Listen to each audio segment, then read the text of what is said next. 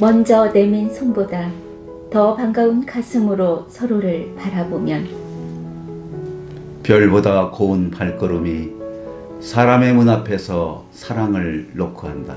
안녕하세요. 이삭빛 TV 방송의 산골시인 이삭빛입니다. 예. 시, 역사를 좋아하고요. 또 여러분과 나누기를 좋아하는 시 역사 활동가 현석입니다.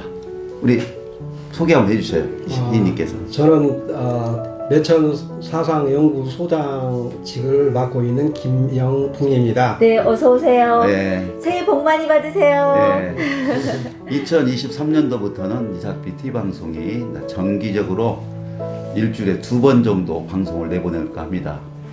오늘 특히 김용 박사님은 이삭 TV 독서대학도 제가 학장을 맡고 있고 이사장님을 맡고 계시는데요.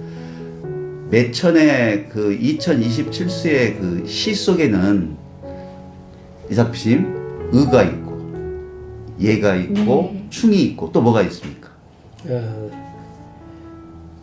신의가 있고 그렇죠. 신의가 있고. 그래서 이 시대에도 꼭 필요한 어떤 가르침을 주는 시가 아닌가.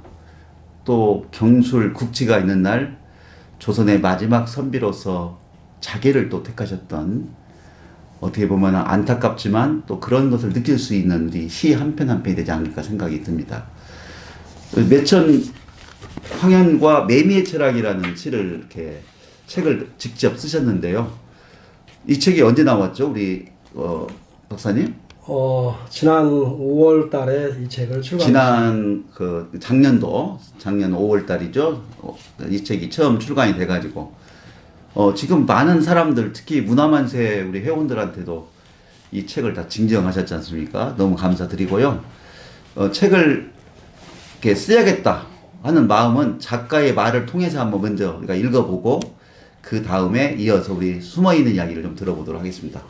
또 제목이 매미의 철학인데 왜 궁금해요. 매미하면은 뭐라고 할까, 우리가 매미와 뭐 배짱이 그래서 그런 매미가 생각이 나는데, 우리가 작가의 이야기를 한번 같이 한번 생각해 보고 우리가 개미와 배짱이는 아니니까요. 나중에 한번 들어보시기로 하고요. 네. 네, 김영궁 박사님은 매천 황현의 한시 2027수 최초 완역자이시기도 하십니다.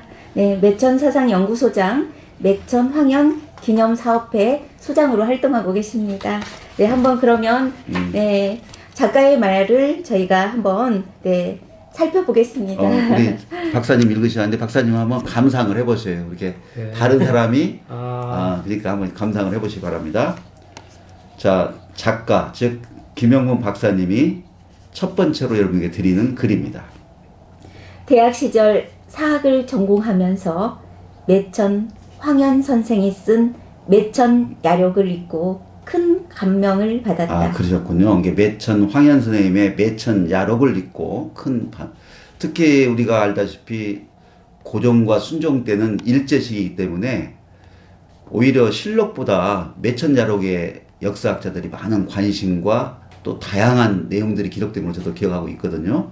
그래서 대학 시절에 매천야라고 큰 감명을 받으셨군요. 그 영향을 받아 선생이 써놓은 아무도 번역하지 아니한 방대한 분량의 한시를 보고 그 내용이 무엇인지 참으로 궁금했다. 시인을 이해하고 싶으면 시인의 나라에 들어가야 한다는 괴테의 말처럼 강한 호기심을 갖고 황현의 한시를 연구하였다.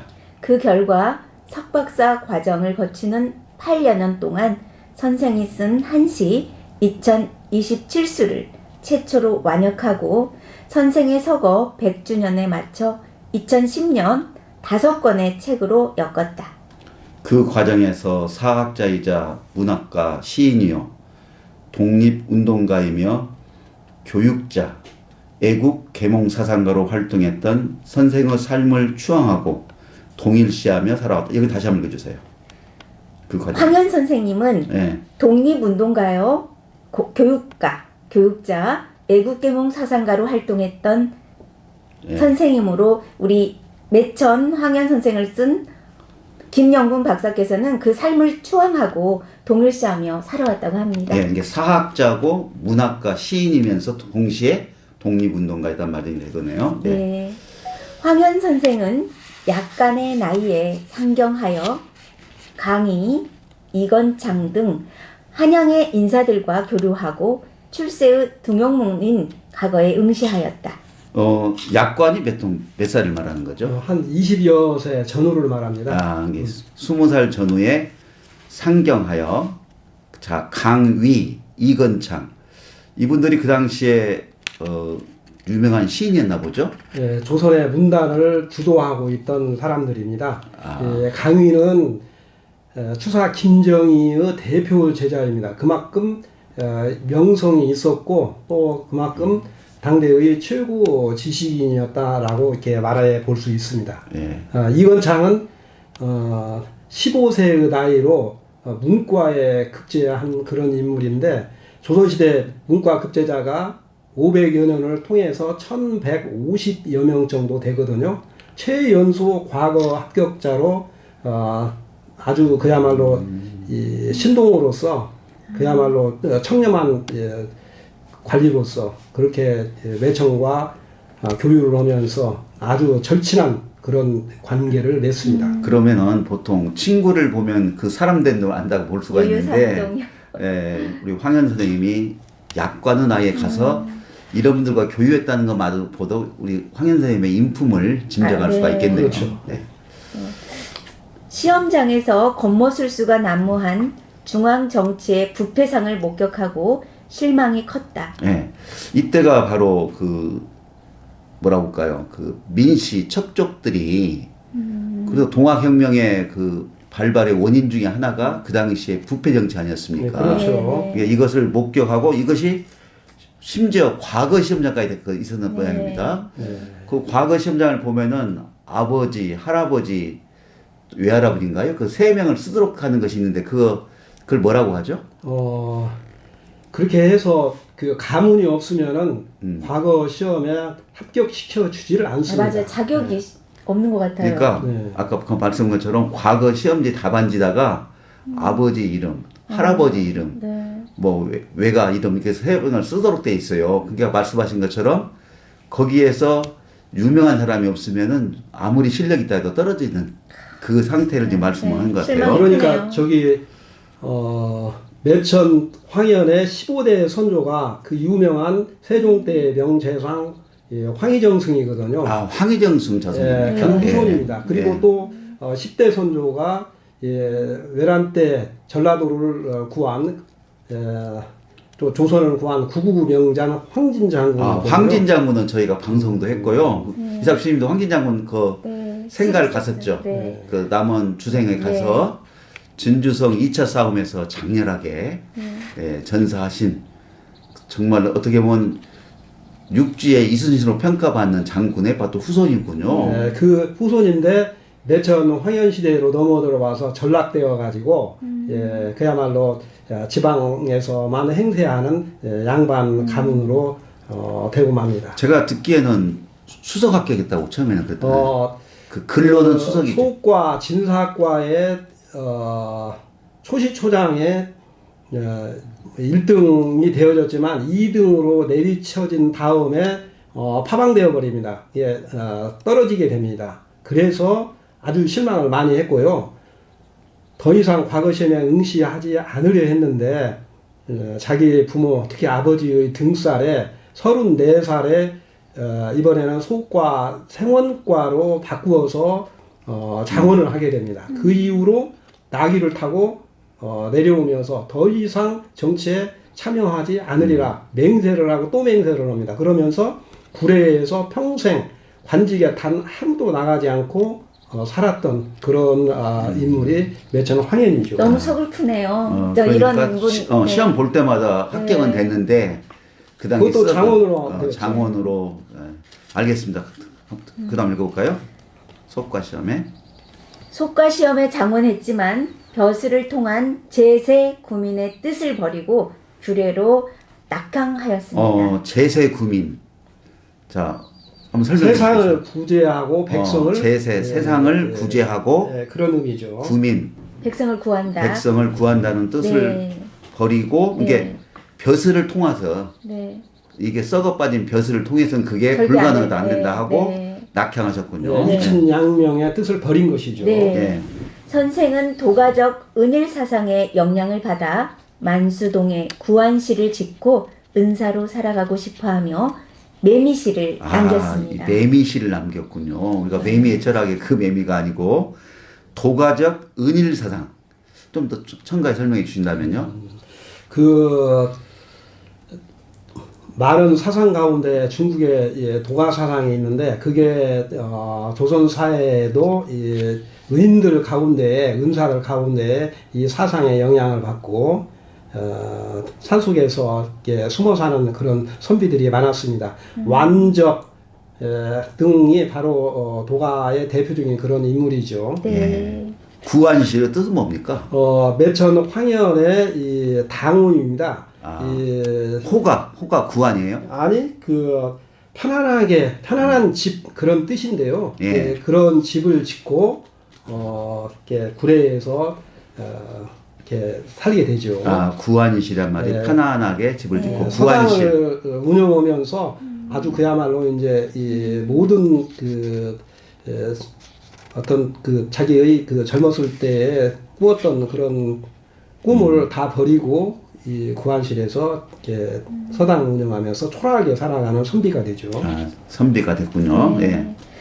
한국 매미의 종류는 13종으로 매미의 유충은 대략 5년에서 7년간 땅속에 있다가 지상으로 나오는데 아니 매미의 유충이 땅 속에서 5년 이상을 있습니까? 지금 우리나라 종류는 13종인데 그 종류에 따라서 조금씩 다른가 봐요. 예. 미국에 있는 매미는 땅속에서 17년까지 산다고 그럽니다. 예. 다음에요. 선탈한 후 매미로 변해 불과 2에서 4주 정도 2주 내지 4주 동안 살아가는 기구한 운명을 가진 가련한 곤충입니다. 야, 진짜로 한 송이 꽃을 피우기 위해서 봄부터 서쪽새 얼었단 말이 있는데 겨우 한 달도 못 사는 그 매미의 삶을 위해서 5년 7년을 땅속에 있었다는 거 아닙니까? 선탈이란 말은요? 매미가 땅속에서 두더지 등등 이런 것들을 습격을 받아가지고 그 속에서 치열한 삶을 살아가지고 나옵니다. 나오는 순간에 허물을 벗고 매미가 되는 거죠. 껍질 허물. 그러면서 2주, 14일 정도 살아간다고 생각하면 얼마나 가련한 곤충입니까? 그렇군요. 자, 더 재미있네요. 그래서 매미의 철학이라는 그 제목이 왜 나왔는가를 이 작자의 말과 지금 직접 옆에 모시고 설명도 해가보니까 좋습니다. 그러나 매미의 실상은 예로부터 문, 청, 염, 검, 신 그런 문자죠. 네, 예, 그리고 그렇죠. 네, 또 청은요. 청렴, 네, 그리고 염은 염치, 겸손? 예의 네, 염치. 네, 겸손한. 또 신은요. 신은 네, 검은요. 검소한다, 검소하다. 이거 중요하니까 이거 밑줄 그어 밑줄 알겠습니다. 자, 문, 청. 네, 순서도 이게 의미가 있나요? 그 중국의 문인 그 육사룡이라고 하는 분이 네. 한선부라고 하는 글을 쓰게 되는데 이 한선부라는 글에서 이 5가지의 매미의 장점을 써놓았습니다. 그 이후로 중국의 문인들뿐만 아니라 글귀나 읽은 사람들은 매미의 이 5가지의 장점이 있다라고 이렇게 알려져 왔죠. 문청염 검신. 네. 여러분 책 사봐가지고 그 이 의미를 보면은 여러분 그 책값이 얼마예요 지금?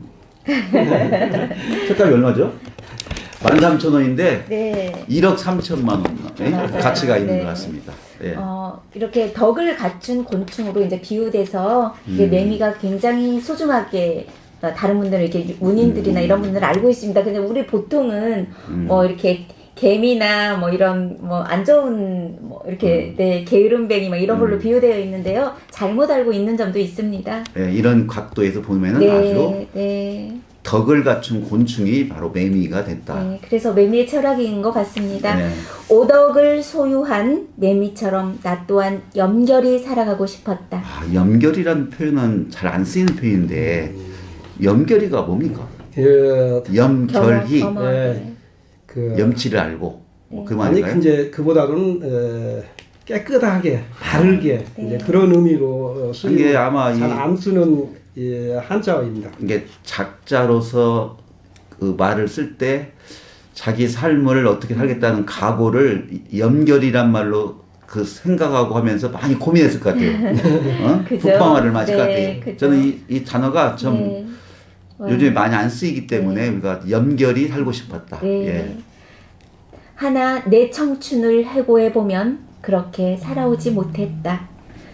고교 시절부터 꿈도 목표도 없이 진흙탕 속에서 방황하면서 살아왔기 때문이다. 꼭 보면은 이렇게 이대한 위인들은 이렇게 방황의 시기를 거치더라고요. 근데 일부러 그런 건 아니죠. 네, 다음요. 그 시기 집안 경제가 갑자기 몰락하는 바람에 어린 내 마음은 크게 이축되어 있었다. 뚝 떼어 없어져 버렸으면 좋았을 무기력한 시간만 흘러갔다. 지루한 침묵의 시간 속에서 자존심도 인격도 수레바퀴 아래로 뭉개진 채 내 젊음은 그렇게 속절없이 지나가 버렸다. 아, 지루한 침묵의 시간 속에서 자존심도 인격도 수레바퀴 아래로 뭉개진 채 내 젊음은 그렇게 속절없이 떠나갔네. 속절없이 떠나갔네. 예. 지천명에 이르러 문득 상실된 나 자신의 지난날의 삶을 반성하고 나는 누구인가를 수없이 반문해 보았다. 자, 지천명 나이. 우리가 40대를 뭐라고 합니까? 부록이라고 부록의 나이라고. 얘기하죠. 50대를, 지천명이라고 지천명. 합니다. 예. 60대를 이순이라고 예, 해요. 예. 예. 저 지천명의 나이, 즉 50이 될 무렵에 상실된 나 자신의 지난날의 삶을 반추해 보셨군요. 그래서 50대에 어떤 보면 터닝 포인트가 됐다는 생각이 듭니다. 네, 이때 맞습니다. 전주 완산고등학교 역사 선생님으로 계셨을 때죠. 네. 제가 알기로는 젊었을 때 지금도 막걸리 좋아하지만 그 월급 봉투 옛날에는 노란 봉투에다 줬는데 받자마자 그 단골 술집 가서 감이라고 제가 그 자녀분을 같이 근무한 적이 있는데 아버지가 이렇게 흉보시는 거예요? 아니요 막걸리를 좋아하시는데 그럼에도 불구하고 네. 밤 늦은 시간까지 책을 봤다. 글을 썼다. 아, 그게 이야기가 그리고 또 학교에 교문을 항상 처음 열었던 분이 바로 이 수많은 제자를 네. 사랑하고 행동으로 했던 페스탈로치였습니다. 와, 반전인데요. 술 예. 드시다가. 네. 많은 고뇌의 시간을 보내고 난 다음 바르고 참되게 살아보려고 몸부림쳤다. 그러다 뇌하수체 종양에 걸렸었어요. 예. 수술을 받고 또다시 한동안 무의미한 시간을 보내야 했다. 예, 사실 방송할 때 그 뭐라고 할까요? 달변은 아니시거든요. 이게 그 영향이 아마 이 뇌하수체 종양을 수술을 받으신 다음부터 그렇게 말도 잘하시고 그 지금도 노래 잘하시더라고요. 아, 지금도 뭐 말씀 잘하세요. 예. 건강을 회복하는 동안 우울증을 앓았다. 어느 날 힘겹게만 살아온 내 삶이 길가에 죽어 나뒹굴고 있는 매미의 일생처럼 가긍하다는 생각이 들었다. 아, 그랬죠. 매미의 그 껍질, 그죠? 다 남기고 나간 어떤 그런 것처럼 참회록을 쓰고 싶었다. 공개하지 못한 부끄러운 이야기도 고백하고 싶었다. 네, 대부분 다 수필집 하면 저도 우리 배울 때 북 가는 대로 네, 신변 찾기. 자기의 신변 네. 찾기 그것도 소중한 소소한 기록들이 되지만 네.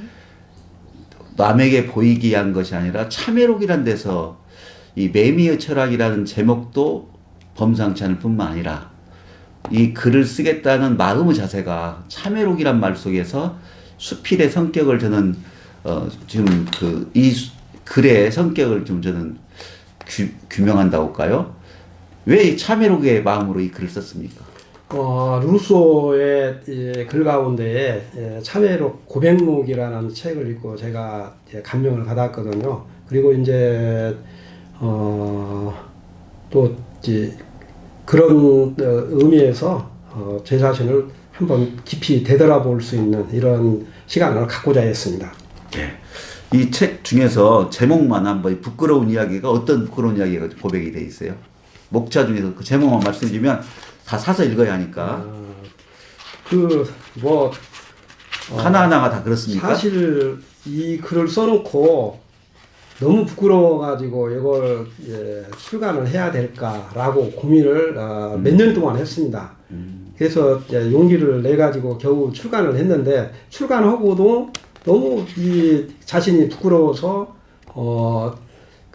가지고 책을 남한테 또는 친지 이웃에게 주지 못하고 그런 마음으로 지금까지 살아오고 있습니다.